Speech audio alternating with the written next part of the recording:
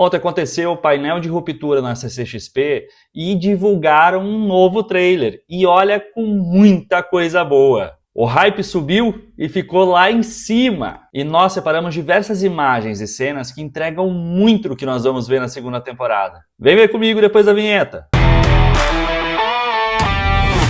Fala, meus queridos, eu sou o Diogo Alpendre e seja bem-vindo a mais um Viu Comigo. E que vídeo é esse, meus amigos? Vamos analisar e discutir juntos todos os detalhes escondidos no trailer da segunda temporada e linkar ainda com algumas cenas e imagens que nós vemos tanto no teaser quanto no outro trailer que já tinha sido divulgado. Então se cuida aí que o vídeo está repleto de spoilers, ou potenciais spoilers.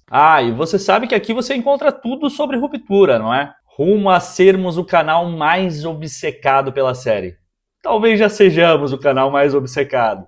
Então vem junto com a gente nessa maratona. Aproveita e já deixa o seu like, se inscreve no canal, ativa as notificações para ser notificado de todos os vídeos novos que vão sair. E agora vamos direto para a análise completa do trailer novo. E o trailer já começa com uma grande revelação. Miltic pega a sua moto, sim, aquela moto que nós vimos era do Miltic mesmo, nós acertamos. Enfim, ele pega a sua moto e vai até a casa do Mark. E pelo tom da conversa entre os dois, o Mark não tem ido ao trabalho depois das últimas cenas que nós vimos na primeira temporada. E com isso, o Miltic vai até a casa dele para conversar com ele e tentar convencê-lo de voltar a Lumon. E na conversa, o Miltic diz que o Mark que ele conhece é feliz. Feliz aonde? E olha que irônico, a conversa entre eles é intercalada com cenas que nós vamos ver na segunda temporada do Miltic perseguindo o Mark dentro da Lumon. Nessa cena nós vemos o Mark correndo até chegar à sala da Cobell, a antiga sala da Cobell, que agora é a atual sala do Miltic, e tenta falar pelo intercomunicador com qualquer pessoa que ali esteja, talvez o conselho, ele fala o conselho inclusive. E é interrompido pelo Miltic que desconecta o intercomunicador.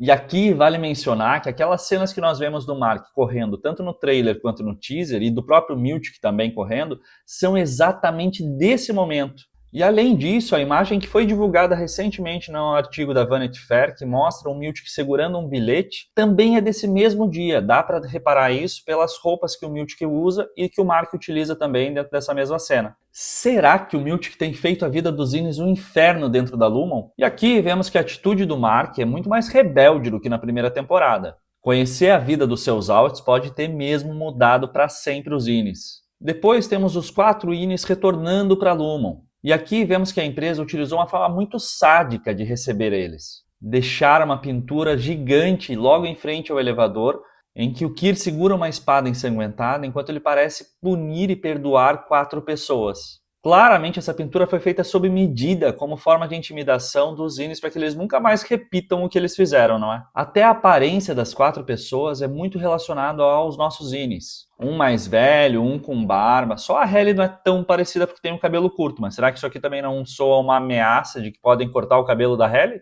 E na entrada dos Zines nós vemos que a Halle está apavorada.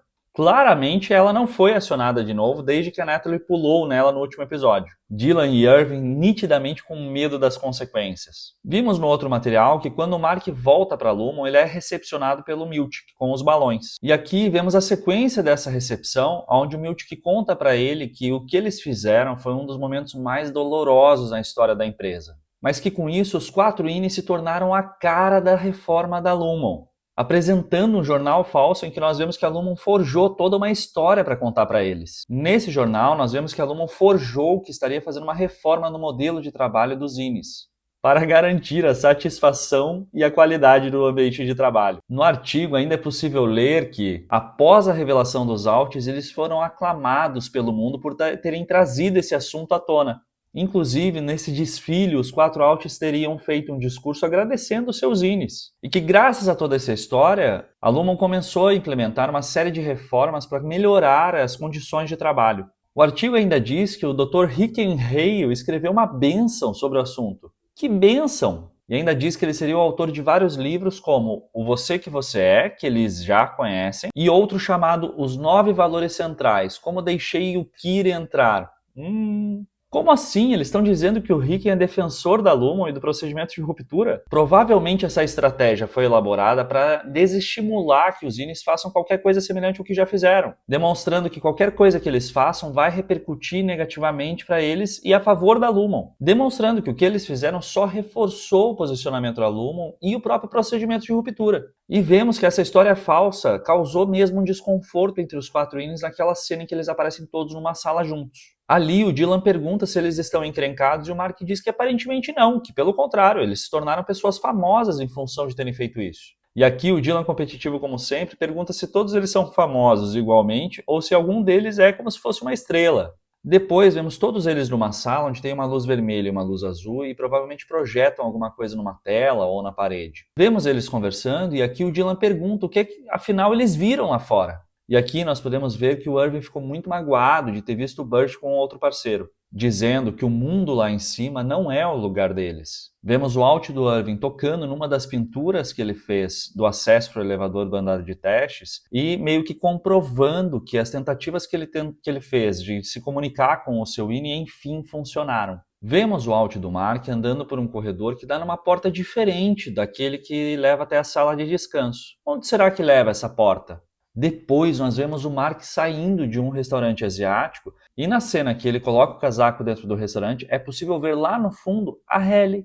Será que depois da Alt de Halle ter visto o beijo que a sua Innie deu no Innie de Mark, a Halle resolveu procurar o Mark para saber se rolava um clima entre eles ali fora? Vale lembrar que o Alt do Mark sofre muito ainda pela perda da gema. Então ele parece ter se ofendido por conhecer a Halle e talvez ter descoberto que houve alguma coisa entre o INI dele e o INI dela. Naquela sala, o INI do Mark conta aos outros refinadores que descobriu que a esposa do seu Alt faleceu há alguns anos e que essa mulher seria a Sra. Casey. Com isso, um dos planos é descobrir aonde ela está e, como o Mark diz a Halle, tirar ela lá de baixo. E vemos uma cena do Mark no que seriam os desdobramentos logo depois do último episódio da primeira temporada, em que Devon diz ao Mark que o seu INI disse que ela estava viva enquanto segurava a foto da gema, e o que faz com que o Mark aparentemente entre em negação, tendo em conta que Devon e o Mark se encontram no Pips, e Mark discute com a Devon dizendo que aquilo é obsceno,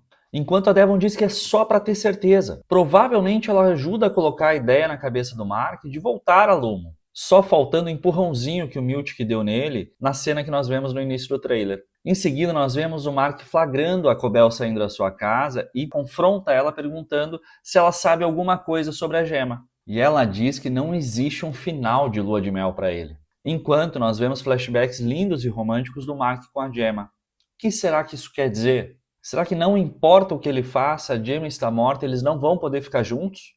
Em seguida, nós vemos os 4 Inis numa espécie de montanha, toda nevada. E olha que legal, eles vestem as roupas que nós vemos na foto que foi divulgada no artigo da Vanity Fair.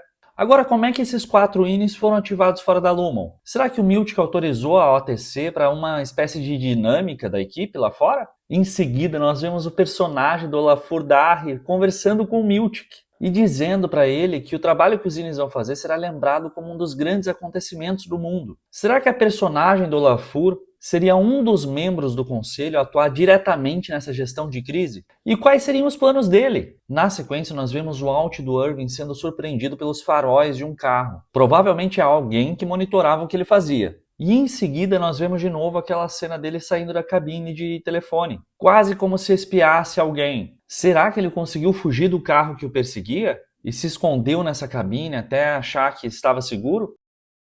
Vemos ainda o Burt com uma expressão meio maléfica com as roupas pretas que nós vimos naquelas fotos que foram vazadas. E olha que legal, nós vemos a continuação daquela cena do Mark e da Halle que eles entraram por aquele túnel pequeno e se depararam com uma espécie de campo indoor, em que nós vemos os cabritinhos livres comendo grama, sendo o que provavelmente gerou aquela sensação de surpresa e choque que eles demonstraram naquele outro vídeo que tinha sido divulgado.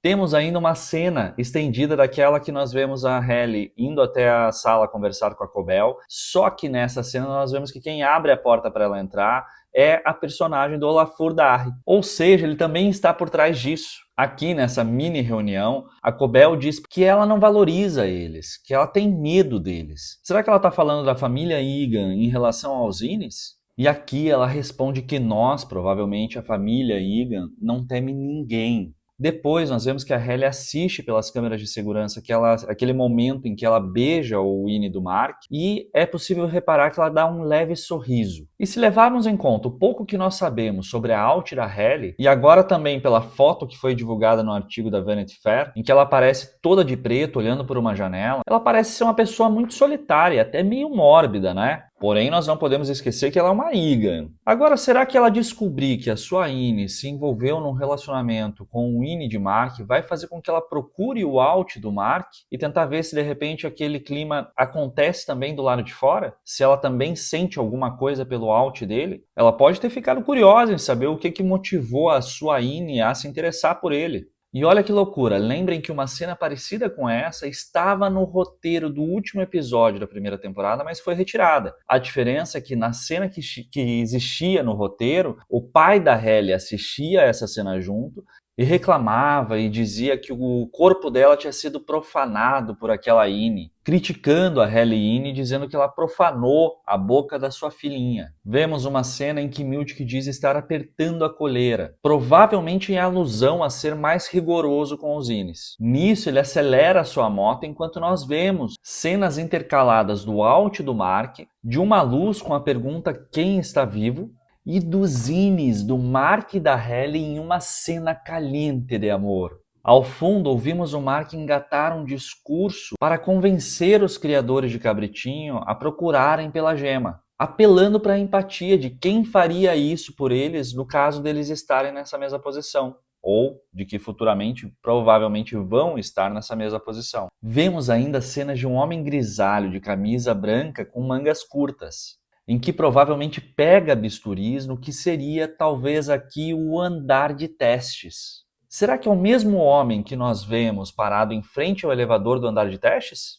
Eu aposto que sim. E provavelmente é um personagem novo interpretado por um ator novo. Vemos novamente a cabeça do Irving feita de melancia, sinalizando que de fato a segunda temporada provavelmente vai ser a última temporada que nós temos o Irving na série. E Mark falando com os cuidadores dos cabritinhos. Será que esses funcionários são alguns daqueles que nunca saem da Lumon? Na sala com o projetor, nós vemos que a Lumon criou cenas de desenhos animados e outras coisas para convencer os refinadores de que eles agora são famosos. Vemos o que seria o personagem do Irving em stop motion ficando bravo dentro da Lumon. E ele parece adorar essa fama. Vemos ainda a Gwendoline Christie, que provavelmente seria a chefe desse departamento dos cuidadores dos cabritinhos. E ela levanta e toca uma espécie de sino. E assim como é relatado pela Peggy K na Lexington Letter, vemos a Halle sendo afogada. Realmente a Lumon tem vários métodos para torturar os Innies. E o que será que ela aprontou para receber esse tipo de punição? Vemos ainda uma cena do Mark e da Gemma no departamento de refinamento de macrodados, o que parece ser um flashback